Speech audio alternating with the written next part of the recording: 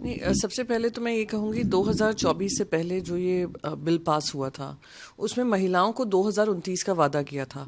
उस समय पे भी हमने आपत्ति जताई थी ये कहकर कि इमीडिएटली लागू होना चाहिए, जितनी सीट्स हैं उस पर लागू होना चाहिए। आपने उसको सेंसस और डिलिमिटेशन से लिंक किया, आने वाले सेंसस से। अब आने वाले सेंसस की शुरुआत अब से हुई है, तो 2029 तक लागू होते होते समय लगेगा, इसलिए अब सरकार अमेंडमेंट ला रही है।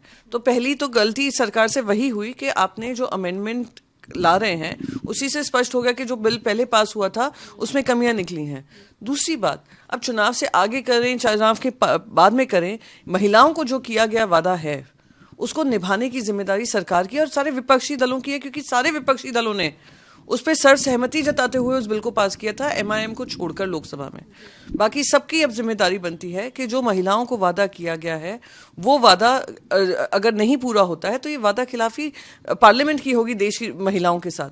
तो ये सहमति से ये भी अमेंडमेंट्स भी पास होने चाहिए। जैसे जो 2029 का वादा किया गया है कि असेंबलीज हो, पार्लियामेंट हो, वहाँ पे महिलाओं को 33% आरक्षण मिलना चाहिए। वो उसको और उसकी भी लंबी लड़ाई हमने 25 साल लड़ी है। उसके बाद अगर उसको हकीकत में नहीं हुआ तो ये वादा खिलाफी होगी। इसलिए मेरा पूरा समर्थन है कि कभी भी हो, और चाहे वो ऑपरेशन सिंदूर रहा हो या चाहे महिला आरक्षण की बात रही हो, मैंने हमेशा ये रखा है कि महिलाओं के जो अधिकार हैं उसको वंचित नहीं किया जाना चाहिए। इसलिए मैं इसको मैं पूरी तरीके से सहमत हूँ और ये जल्द से जल्द ये बिल पास होना चाहिए और महिलाओं को उनका आरक्षण मिलना चाहिए। इलेक्शन के बीच में सत्र बुलाए जाने पर क्या देंगे? नहीं, एक इलेक्शन का फेज है 9 तारीख को, एक है 23 तारीख को और फिर वेस्ट बंगाल में 29 तारीख को। तो 16 और 18 के बीच में 3 दिन, जिससे जो महिलाओं को किया हुआ वादा है वो पूरा करने के लिए अगर सत्र बुलाया भी जा रहा है, मैं मानती हूँ कि टाइमिंग से ज़्यादा जो इंटेंट है अभी करने का वो देखा जाना चाहिए। इसे क्या अगर विपक्षी दलों की भी बात सही है कि इलेक्शन से पहले क्यों 23 तारीख के बाद कर लेते, पर 29 तक चुनाव चल रहे हैं, 29 के बाद कर लेते, फिर रिजल्ट की बात आती। तो प्रक्रिया शुरू होना, उस पर स्टैंप ऑफ अप्रूवल लगना समय लगता है। इसलिए मैं मानती हूँ ये किया गया होगा। पहले ही इसी सेशन में अगर हो गया होता तो शायद मैंने भी इस ऐतिहासिक अमेंडमेंट में साथ दिया होता। पर अब सारे, मैं मानती हूँ एमपीज की जिम्मेदारी है कि इसको पास करें। इसके साथ ही लोकसभा में जब ये पास हो जाएगा तो लोकसभा में महिलाओं की संख्या जो है 273 बढ़ जाएगी।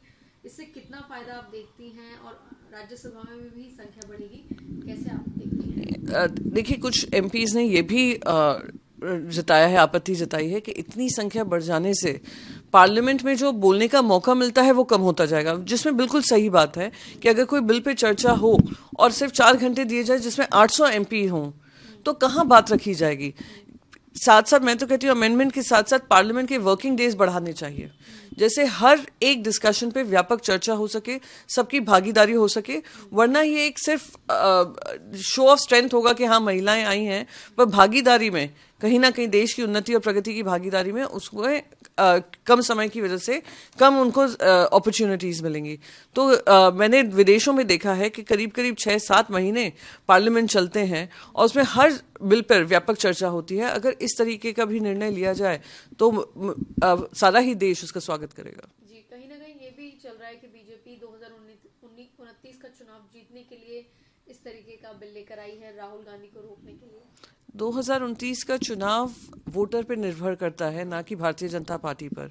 और देश की सारी महिलाएं को अगर 33% आरक्षण मिलता है उसमें फ़ायदा कांग्रेस पार्टी की महिला कार्यकर्ताओं को भी होगा, हमारी पार्टी की कार्यकर्ताओं को भी होगा, डीएमके की पार्टी की कार्यकर्ता का होगा। तृणमूल कांग्रेस काफ़ी रिजर्वेशन देती है, कोटा में वो महिलाओं को शामिल करती है, उससे और बढ़ावा मिलेगा। बीजेडी हो, बाकी सारे पक्ष हों, वाईएसआरसीपी हो, टीडीपी हो, सबको फ़ायदा मिलेगा। तो जो बेस्ट कैंडिडेट प्रस्तुत करेगा जनता उसको वोट करेगी। तो इसमें फ़ायदा नुकसान किसी पॉलिटिकल पार्टी के हिसाब से नहीं देख रही हूँ, मैं फ़ायदा देश का देख रही हूँ। यहाँ पे देश की महिलाओं की भागीदारी बढ़ेगी, और यहाँ पे दूसरा फ़ायदा मैं देश की महिलाओं को देख रही हूँ, क्योंकि इसमें महिलाओं की जो आवाज़ थी पार्लियामेंट में, जो मिसिंग थी, वो अब सही तरीके से पार्लियामेंट में गूंजेगी। जी, ठीक है। वेस्ट एशिया में जो स्थिति देखने को मिल रही है, मैम, ट्रम्प लगातार जो धमकी भरे लहजे में, एक तरफ ईरान उसका जवाब दे रहा है, इजराइल, ये तीनों कॉन्फ्लिक्ट तीनों देशों के बीच में, क्या कहेंगी भारत की भूमिका जो बनी हुई है? कल भारत के फॉरेन मिनिस्टर ने काफ़ी सारे मिडल ईस्ट नेशन से बात की है, ईरान के फॉरेन मिनिस्टर से भी बात की है। मैं उम्मीद करती हूँ कि ये व्यापक चर्चा रही होगी जिससे कोई ना कोई सोल्यूशन, डी एस्केलेशन निकलेगा, क्योंकि इस तरीके से वॉर जारी होना विद नो एंड टाइम, और कोई डिसीजन दो, ईरान अपनी चीज़ पे बातों पे अड़ा हुआ है, अमेरिका अपनी बातों पे अड़ा हुआ है, और जो भाषा का इस्तेमाल हो रहा है वो भी आपत्तिजनक है। तो उम्मीद करती हूँ they will behave like mature leaders of the world, और जो रूल्स बेस्ड ऑर्डर का कमिटमेंट है, नेशनल सॉवरेनिटी का कमिटमेंट है, उसको निभाएंगे। और जो मिडल ईस्ट नेशंस हैं जिनका वॉर से लेना एक ना देना दो, पर उन पर लगातार अटैक हो रहे हैं, ये कहीं ना कहीं दुर्भाग्यपूर्ण है। और मोस्ट इम्पॉर्टेंटली हमारा जो इंडियन डायस्पोरा है काफ़ी भारी संख्या में वहाँ पर सेटल्ड है, तो उनका भी ध्यान देखना ज़रूरी है। तो उस हिसाब से मैं उम्मीद करती हूँ कि जल्द से जल्द इसका कोई सोल्यूशन निकले और ये डी एस्केलेशन की ओर बढ़े।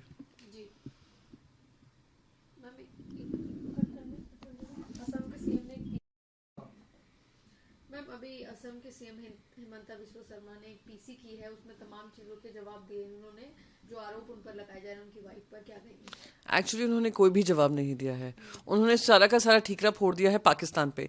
ये टिपिकल टेक्स्ट बुक प्लॉट होता है भारतीय जनता पार्टी का। कोई भी सवाल इनसे पूछे वो पाकिस्तान का हवाला देते हैं कि पाकिस्तान कर रहा है। मैं बस सिंपल सवाल है, 3 पासपोर्ट के डॉक्यूमेंट सामने आए हैं, एक गोल्डन वीजा है यूएई का, बाकी 2 पासपोर्ट्स हैं। बाकी चीज़ जो उसमें उन्होंने प्रेस कॉन्फ्रेंस में कही है कि उनकी जो प्रॉपर्टीज़ हैं, फिर उन्होंने एक कम है, आप तथ्य जनता के सामने डॉक्यूमेंट्स दिखा दीजिए, उनका इंडियन पासपोर्ट दिखा दीजिए, और उसको सरासर खारिज करते हुए, अगर उसमें सत्यता नहीं है तो आप खारिज करते हुए आप एक्शन ले सकते हैं। पर यहाँ पर कह रहे हैं अरे ये पाकिस्तानी चल रहा है, पाकिस्तान कर रहा है। और कुछ दिन पहले उन्हें गौरव गोगोई की वाइफ के लिए कहा था कि उनका कोई पाकिस्तान कनेक्शन है। यानी कहाँ तक आप दूसरों पे दोष मढ़ेंगे? सिंपल है, उन्होंने डॉक्यूमेंट्स के साथ दिल्ली में ही नहीं गुवाहाटी में पहुंचकर पीसी की है, और प्रॉपर्टीज से लेकर आपकी कंपनी से लेकर आपके पासपोर्ट दिखाए हैं। उनकी वाइफ आकर बता दें कि नहीं है। और ये बात महिला राजनीति में हो या ना हो वो एक बात होती है, सक्रिय हो या ना हो, पर by the virtue of she being the sitting chief ministers wife, उन पे कुछ आरोप लग रहे हैं। तो I think it would be appropriate कि रिंकी भूयन जी काफ़ी एक सक्सेसफुल एंटरप्रेन्योर हैं, सक्सेसफुल बिजनेस वूमन हैं, तो अगर इसमें गलत काम किया है तो उस पर कार्रवाई करें, वरना ये पाकिस्तान का दोष मढ़कर इस तरीके की प्रेस कॉन्फ्रेंस ना करें।